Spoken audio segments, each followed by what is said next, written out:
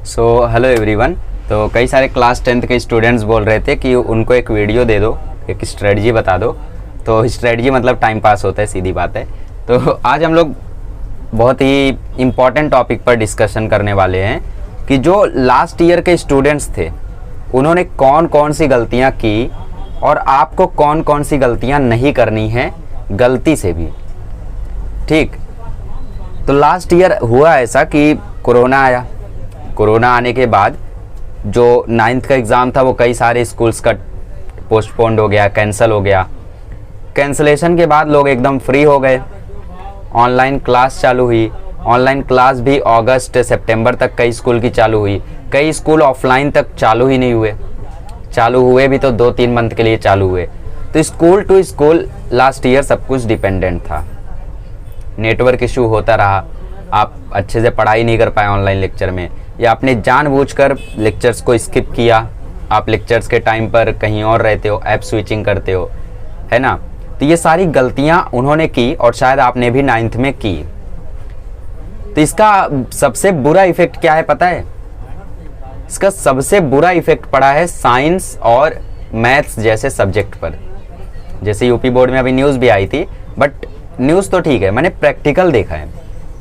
मतलब चैनल पर पहली बार मतलब इतने सारे स्टूडेंट्स कमेंट कर रहे थे कि उन्हें साइंस से डर लग रहा है। अच्छे अच्छे स्टूडेंट्स जिनका बाकी सब्जेक्ट बहुत स्ट्रांग है, इवन मैथ्स भी स्ट्रांग है, बट उन्हें साइंस 1 नहीं समझा एकदम। साइंस 2 थोड़ा बहुत समझा, बट साइंस 1 एकदम नहीं समझा उनको। अब इसके पीछे का कारण ये सब क्या है?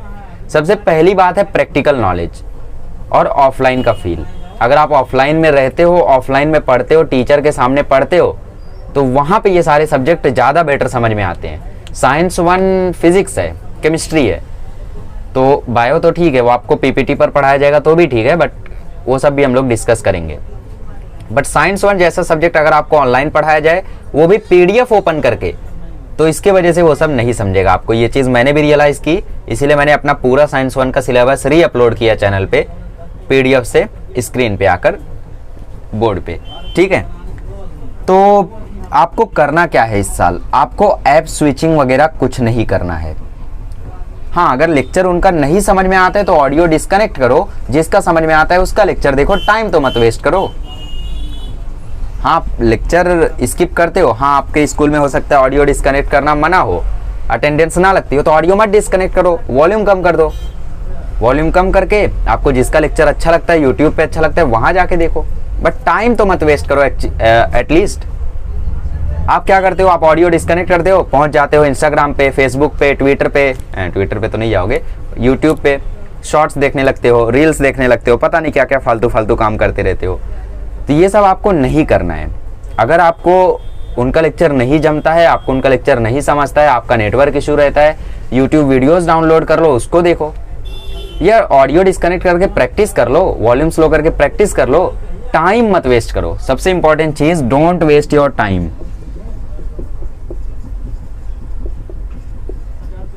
अपना टाइम बिल्कुल मत वेस्ट करना, सबसे पहली बात। फिर दूसरी बात क्या है? आप साइंस जैसे सब्जेक्ट को एकदम अच्छे से समझ के रखना। साइंस को आपको अंडरस्टैंड करना है। इसमें अंडरस्टैंड करोगे तब आपका इंटरेस्ट आएगा, और इंटरेस्ट आएगा तो मज़ा आएगा, और जब मज़ा आएगा तो पढ़ाई भी एकदम खतरनाक लेवल की होगी। तो इंटरेस्ट आपको तभी आएगा जब आपके टीचर्स ऑनलाइन में उस तरीके से पढ़ाएंगे, बोर्ड पे आकर या फिर नोटबुक पे आकर। नोटबुक पे भी ठीक है, बट वो पीडीएफ वाला सिस्टम अच्छा नहीं रहता है। और ये चीज़ जब मैंने रियलाइज़ की, तभी से मैंने जितने भी ऐसे चैप्टर्स हैं सबको मैंने बोर्ड पर री-अपलोड किया, ताकि कुछ स्टूडेंट्स को हेल्प हो जाए और उनको समझ जाए वो चैप्टर्स। तो आपको अब करना क्या है? आप एक बार टीचर से बात कर सकते हो कि मैम पीडीएफ पर नहीं समझता है, या सर पीडीएफ पर नहीं समझता है, आप क्या बोर्ड पर या नोटबुक पर पढ़ा सकते हो?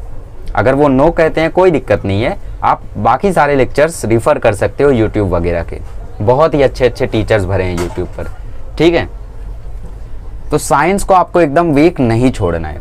ऐप स्विचिंग एकदम नहीं करनी है, और अगर ऐप स्विचिंग करते हो तो वो अच्छी चीज़ के लिए करो, मतलब पढ़ाई करो, यूट्यूब पे लेक्चर्स देखो, या ऑडियो कम करके आप नोटबुक लिखो, फेयर बुक लिखो, ऐसे काम करो। अगर आपको प्रॉब्लम है तो कॉन्सनट्रेट करो फिर लेक्चर में, जैसे कई स्कूल में रहता है टीचर से अलाउ नहीं करते, तो कॉन्सनट्रेट करो वहाँ पे। ठीक है, वो मस्ट है आपका। अगर ऑफलाइन शुरू होता है नहीं शुरू होता है, हमारा एग्ज़ाम होगा, ये सब होगा या नहीं होगा, ये सब के चक्कर में मत पड़ो। आप सिर्फ अपनी स्टडी करो। आप ये मत देखो कि हमारा बोर्ड एग्ज़ाम भी कैंसिल हो जाएगा, क्या हमें भी सीईटी देना पड़ेगा, क्या हमारा स्कूल खुलेगा, क्या हमारा स्कूल बंद रहेगा। अरे इससे तुम्हें क्या मतलब है? तुम्हें सिलेबस कंप्लीट करना है, नॉलेज को गेन करना है। आगे तुम्हें एग्ज़ाम देना हो या ना देना हो वो मैटर नहीं करता है। तो लास्ट ईयर बहुत सारे स्टूडेंट्स एकदम कंफ्यूजन में थे कि एग्ज़ाम होगा, पोस्टपोन्ड होगा, ये होगा, वो होगा, ये ट्विटर, वो ये सब। लास्ट में बोर्ड एग्ज़ाम कैंसिल करवा दिया उन्होंने ठीक है, और बोर्ड एग्ज़ाम कैंसिल करवाया, फिर उसका नतीजा भी देख लो आप। फिर सोचा सीईटी दे देंगे, वो हाई कोर्ट ने अपने आप कैंसिल कर दिया। तो स्टडी आपको करते रहना है, इस चक्कर में नहीं रहना कि हमारा बोर्ड एग्ज़ाम होगा या नहीं होगा। बोर्ड एग्ज़ाम के लिए पढ़ते हो, मे भी आज के टाइम पे सब उसी लिए पढ़ते हैं, बट नॉलेज ज़्यादा ज़रूरी है। ठीक है, इसका क्या मतलब बोर्ड एग्ज़ाम नहीं हुआ तो आप अच्छे से नहीं पढ़ोगे तो 11वीं में आओ, फिर दिक्कत होगी फिर पूरी, है ना। चौथी बात, आपको सोशल मीडिया पर नहीं रहना है। और अगर आप बोलते हो कि नहीं मैं इंस्टाग्राम 20 ही मिनट चलाता हूँ, 30 ही मिनट चलाता हूँ, ऐसा हो ही नहीं सकता। या तो आप एकदम से सोशल मीडिया पर डीएक्टिवेट रहो, और अगर एक्टिवेट रहोगे तो मैं गारंटी देता हूँ आज नहीं तो कल वो आपका काफ़ी टाइम ले डूबेगा। एक बार आप जाकर तो देखो कहीं पर, एक बार जाओगे 2 घंटे बाद लौटोगे। जाल है ये सब पकड़ लेते तो फिर जाने नहीं देते आपको पता ही नहीं चलता है घड़ी कहाँ जा रही है, मैं कहाँ जा रहा हूँ। आप बस ऐसा स्क्रॉल करते रहते हो, सब आते जाते रहता है और आपको पता ही नहीं चलता है कब 2 बज गए, 12 से रात के, सुबह के, कभी के। ठीक है, तो सोशल मीडिया पे आपको एकदम नहीं जाना है। आपको कोशिश करनी है कि आप उन सबसे दूर रहो, क्योंकि एक बार आपने अगर रजिस्टर किया, लॉगिन किया, तो आप वहीं पर फंसे रह जाओगे। तो अगर आप यूज़ करते हो तो धीरे धीरे कम करो। और अगर एक सिंसियर स्टूडेंट हो आप, तो आज नहीं तो कल आपका अपने आप छूट जाएगा। आपको उस पर फोर्स करने की ज़रूरत नहीं होगी, और करना भी मत, क्योंकि हमारे हिसाब से हर चीज़ नहीं होती है, कुछ चीज़ें समय के हिसाब से भी होती हैं। ठीक है, तो अगर आप एक सिंसियर स्टूडेंट हो तो समय आपका सब कुछ सुधार देगा धीरे धीरे। ठीक है, और जो लोग अभी सोशल मीडिया पर नहीं है वो जाए भी ना। जैसे कुछ लोग अभी टेलीग्राम पर हैं, हमारे कुछ स्टूडेंट्स हैं टेलीग्राम पे, तो सिर्फ डाउट पूछने आओ और फालतू के ग्रुप मत ज्वाइन करो। जहाँ पे भारी चैटिंग होती है, दिन भर चैटिंग होती रहती है, वो ग्रुप लीव कर दो, वरना नोटिफिकेशन ऑफ करके आर्काइव कर दो, है ना। क्योंकि अगर आपने ज्वाइन किया कोई ग्रुप, तो वहाँ पे एक दिन आप चैट करने गए, दूसरे दिन चैट किया, तीसरे दिन चैट किया, फिर लगातार आपका चलता रहेगा। ठीक है, तो इससे एडिक्शन हो जाता है, जैसे व्हाट्सएप वगैरह का। तो आप बेटर रहेगा कि हर सोशल मीडिया, व्हाट्सएप हो गया, टेलीग्राम हो गया, कोई भी हो गया, सबका नोटिफिकेशन ऑफ कर दो अनटिल एंड अनलेस इंपॉर्टेंट हो। किसका ऑन रखना है? आपको अपने कॉलेज का ऑन रखना है, स्कूल का ऑन रखना है, और बाकी सबका ऑफ कर देना है। अगर ये कोई 11th वाला स्टूडेंट देख रहा है उसके लिए भी यूजफुल है, क्योंकि वो जानते हैं कि उन्होंने लास्ट ईयर क्या क्या गलती की, और इस साल तो ये सबसे ज़्यादा आपको भारी पड़ जाएगा अगर अच्छे से ध्यान नहीं दिया तो। वैसे इस साल ऑफलाइन चल रहा है तो ज़्यादा दिक्कत नहीं होगी। तो पहली बात, सोशल मीडिया पर जाना नहीं है। गलती से आ गए हो तो नोटिफिकेशन ऑफ कर देना। ये चीज़ मैंने लास्ट ईयर भी बताई थी। और फालतू वीडियोस आपको बहुत मिल जाएंगे यूट्यूब पर, जो बोलेंगे कि इस वीडियो के देखने के बाद आप बंद कर दोगे ये चीज़ देखना। ठीक है, इस वीडियो को देख लो, फिर इंस्टाग्राम आज के बाद कभी नहीं यूज़ करोगे। पता चला वो वीडियो देखने के बाद चले गए इंस्टाग्राम पे, ऐसा नहीं है। अगर आप सोशल मीडिया की नोटिफिकेशन ऑफ करते हो ना, तो मैं बोलता हूँ ये 100% वर्किंग ट्रिक है। इवन मैंने खुद पर यूज़ किया है, और नोटिफिकेशन ऑफ करने के बाद कुछ नहीं। आप अगर सिंसियर स्टूडेंट हो तो आप पढ़ाई करोगे, बट आपके पास अगर टाइम नहीं है तो आप जानबूझकर वहाँ पे जाओगे। 5वीं चीज़, आपको एडिक्टिव गेम्स नहीं प्ले करने हैं। कुछ गेम्स ऐसे होते हैं जिनका काफ़ी भारी एडिक्शन हो जाता है, तो बेटर रहेगा आप कुछ रिलैक्सिंग गेम्स खेलो, जैसे हल्के फुल्के गेम जिनका एडिक्शन ना हो। जैसे ऐसे गेम्स कौन कौन से हो सकते हैं? जो एडिक्शन नहीं देते गेम्स, उनको हम लोग बोलते हैं बोरिंग गेम्स। कुछ गेम्स ऐसे होते हैं जो आपको 1 दिन, 2 दिन, 3 दिन अच्छे लगेंगे, फिर ख़त्म हो जाएंगे, तो वैसे गेम्स आप लोग खेल सकते हो। खैर, गेम खेलने की ज़रूरत क्या है, योगा करो, एक्सरसाइज करो, उससे ज़्यादा बेटर रिलैक्स मिलेगा। और ये चश्मे वश्मे से बचो, क्योंकि लॉकडाउन में बहुत सारे लोगों को चश्मा लगा है। तो एडिक्टिव गेम्स को अवॉइड करो। इवन मेरी भी आदत है गेम्स वगैरह खेलने की, बट मैं कोशिश करता हूँ कि गेम मुझे ना खेले, मैं गेम को खेलूँ, गेम मुझे ना खेले। ये बहुत ही फेमस डायलॉग है मेरा, मतलब लास्ट ईयर से ही मैं ये चीज़ें बोलते आया हूँ कि जब तक आप गेम को खेल रहे हो ठीक है, बट एक बार आप गेम ने आपको खेलना शुरू किया तो वो भारी पड़ेगा फिर। ठीक, तो लिमिट में खेल रहे हो तो ठीक है, अनलिमिटेड खेल रहे हो तो बंद करो। एकदम से नहीं, धीरे धीरे धीरे धीरे धीरे धीरे बंद करो। और अगर आप एक सिंसियर स्टूडेंट हो तो अपने आप वो सब ठीक हो जाएगा। छठी बात आती है प्लानिंग की। सबसे इंपॉर्टेंट चीज होती है प्लानिंग। मैं 10th में जब था तो जितनी मैं स्टडी नहीं करता था उससे ज़्यादा मैं प्लानिंग करता था। अब प्लानिंग का एक दूसरा नाम भी होता है ओवर थिंकिंग, बट वो ओवर थिंकिंग नहीं होनी चाहिए। ओवर थिंकिंग बोले तो ज़्यादा सोचना, हद से ज़्यादा, जितना आप कर ना सको उससे ज़्यादा सोचना नहीं। तो प्लानिंग कैसे करनी है? सबसे पहले आपका जितना सिलेबस है वो पूरा सिलेबस एक बुक पर लिख लो, 100 पेज की बुक या 200 पेज की बुक। उसमें मतलब आपका इंग्लिश का ये चैप्टर है पूरा लिख डालो। ज़बरदस्ती नहीं। प्लानिंग करने में जिनको मज़ा आता है उन लोग कर सकते हैं। ज़बरदस्ती मतलब ये मैंने आज पूरा लिख लिया गंदी हैंडराइटिंग में, कल वो डायरी कहाँ गई पता ही नहीं चला, ऐसा नहीं। तो इंग्लिश हिंदी पूरी आपको सिलेबस, मराठी, मैथ्स पहले लिख ही देता हूँ मैं। मैथ्स में आपको एक्सरसाइज वाइज लिखना है कि प्रैक्टिस सेट 1.1, फिर 1.2, 1.3, ऐसा जो रिड्यूस्ड है उसको मत लिखना। फिर साइंस के सारे चैप्टर, फिर सोशल साइंस के सारे चैप्टर। मैं बोलता हूँ ये बहुत ही वर्किंग ट्रिक है। इवन ये चीज़ आज भी मैं यूज़ करता हूँ। हमें ये 2nd स्टैंडर्ड से हमें क्लासेस में बताई गई थी, तो हम लोग ये आज भी यूज़ करते हैं और ये सही में वर्किंग है। इंग्लिश में जब आप सारे चैप्टर लिखोगे और आपका एक चैप्टर होता जाएगा, कैसे पता करें कि हमारा चैप्टर हो गया है? अगर वो कोई चैप्टर है, उस चैप्टर का आपने पर्सनल रिस्पॉन्स एक बार पढ़ लिया है, उस चैप्टर के सारे वर्ड्स के आपको मीनिंग पता है, उसकी पूरी स्टोरी याद है, उसको आप लोग रिवाइज कर पा रहे हो, दूसरे को बिना देखे स्टोरी सुना पा रहे हो, तो वो चैप्टर हो गया है। पोयम में लाइन टू लाइन का मतलब आप बता पा रहे हो, उसका एप्रिसिएशन याद है, उसमें प्रेजेंट हर लाइन का फिगर ऑफ स्पीच मालूम है, तो वो कंप्लीट है। ठीक, हिंदी में भी सेम, चैप्टर है तो सुनाने आ रहा है, दूसरे को स्वामत पढ़ा हुआ है, और पोयम है तो भावार्थ उसका लिखने आ रहा है। इसमें रसग्रहण नहीं आता हिंदी में पद विश्लेषण हुआ करता था जो कि निकाल दिया गया है। मराठी में पोयम का रसग्रहण हो गया, आप मराठी में पोयम को समझा पा रहे हो तो वो खत्म है वहां पर। चैप्टर की बात करें तो चैप्टर आप लोगों को तभी आएगा, मतलब तभी आप बोल सकते हो कि आपका चैप्टर हो गया जब उसके स्वामत आप लोग लिख पाओ और साथ ही में उस चैप्टर की स्टोरी याद रख सको और उसके वर्ड्स जो है उनको मालूम रहे।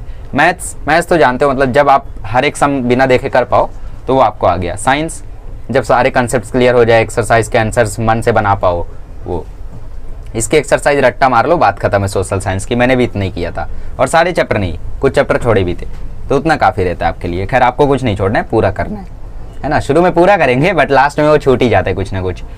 तो इस तरीके से आपको अपनी पूरी प्लानिंग करनी है। और जैसे जैसे सपोज आपका आज प्रैक्टिस सेट 1.1 खत्म हो गया तो उसका ऐसा टिक कर दो, गोला कर दो, टिक कर दो, जो भी जमता है। तो इससे दिमाग में एक कॉन्फिडेंस आएगा कि यार आज मैंने ये चीज़ कर ली, आज मैंने ये चीज़ कर ली, आज मैंने ये चीज़ कर ली, कितना अच्छा लगेगा। और फिर धीरे धीरे चीज़ें कम होती जाएंगी, और जब चीज़ें कम होती जाएंगी तो लास्ट में आपको लगेगा यार अब तो मेरे लिए सब कुछ कितना ईजी हो गया है ना। अब मेरे पास सिर्फ 10 चैप्टर बचे हैं और अभी बोर्ड एग्जाम को 3 महीने हैं, तो वहाँ पे लेजीनेस नहीं आना चाहिए, क्योंकि तब आप पीछे का रिवाइज करते रहना। और एक चीज़ होती है जो मैं पिछले स्टूडेंट्स को बताया था, वो होती है लर्निंग स्पीड। मैं अपनी लर्निंग स्पीड बहुत ही पहले से कैलकुलेट करता हूँ, और लर्निंग स्पीड को कैलकुलेट करने का बहुत ही सीधा फॉर्मूला है। फॉर्मूला ऐसा है, एलएस को कैलकुलेट करने का फॉर्मूला, नंबर ऑफ चैप्टर्स और exercise divided by number of days remaining for board exam. Board exam आप 1 मार्च को मान के चलो, तो इससे आप लोग कैलकुलेट कर सकते हैं number of days remaining for board exam. ठीक, अब एक एवरेज लर्निंग स्पीड क्या होती है वो मैं आपको कैलकुलेट करके बता देता हूं। देखो, एवरेज लर्निंग स्पीड मतलब जिस तरीके से आपको चलना चाहिए। जैसे अभी बोर्ड एग्जाम को कितने दिन बाकी है, अगर हम लोग आज से कैलकुलेट करें तो आज अगस्त है, तो सितंबर, अक्टूबर, नवंबर, दिसंबर, जनवरी, फरवरी, अक्टूबर, नवंबर, दिसंबर, जनवरी, फरवरी। ठीक, तो ये हो गए हमारे, देखो 6 मंथ, अरे 6 ही मंथ बाकी है सिर्फ। ओके, वॉटेवर, तो 180 डेज ये हो गए, अगस्त के 20 दिन रखो तो 200 डेज ये हो गए आपके। तो सपोज 200 दिन आपके बाकी है बोर्ड एग्जाम के, है ना। और कितना चैप्टर आपको करना है, तो चैप्टर सपोज आपको पूरा मिला के कुछ 110 चैप्टर है, वैसे इतना नहीं होगा बट मान लेते 110 चैप्टर है, तो लर्निंग स्पीड आपकी रहनी चाहिए थी 11 डिवाइड बाय 20 हो जाएगा 5.5, 0.55। आप अपनी लर्निंग स्पीड अब की कैसे निकाल सकते हो, आप अपनी लर्निंग स्पीड निकालोगे नंबर ऑफ चैप्टर और एक्सरसाइज कंप्लीटेड। सपोज आपने 50 चैप्टर कंप्लीट कर लिए, कितने दिन में आपने कंप्लीट किया है वो, तो सपोज आपने कंप्लीट किया है कुछ 60 दिन में, तो आपकी लर्निंग स्पीड है यहाँ से 0.8, रहनी कितनी चाहिए 0.55। तो आप बहुत ही ग्रेट पोजीशन पर हो, जैसे लर्निंग स्पीड पर डिटेल वीडियो चाहिए तो वो है डिस्क्रिप्शन में, वहाँ से आप लोग डिटेल वीडियो देख लो, वहाँ पे आपको बेटर समझ में आएगा। तो 0.8 आपकी है, 0.5 रहनी चाहिए थी। सपोज किसी की 0.4 है तो काफ़ी गड़बड़ है, किसी की 0.6 है, एवरेज है। जैसे शुरुआत में मेरी लर्निंग स्पीड 1 थी, बट धीरे धीरे धीरे धीरे धीरे धीरे धीरे धीरे कम होती गई, है ना। और फिर लास्ट में कितना हो गया, लास्ट में इन्फिनिटी हो गया कि number of days remaining to board exam 0, और किसी के नीचे 0 आ जाए तो फिर वो इन्फिनिटी हो जाता है। तो ये चीज़ हम लोग मैं 6th स्टैंडर्ड से करता हुआ आया हूँ।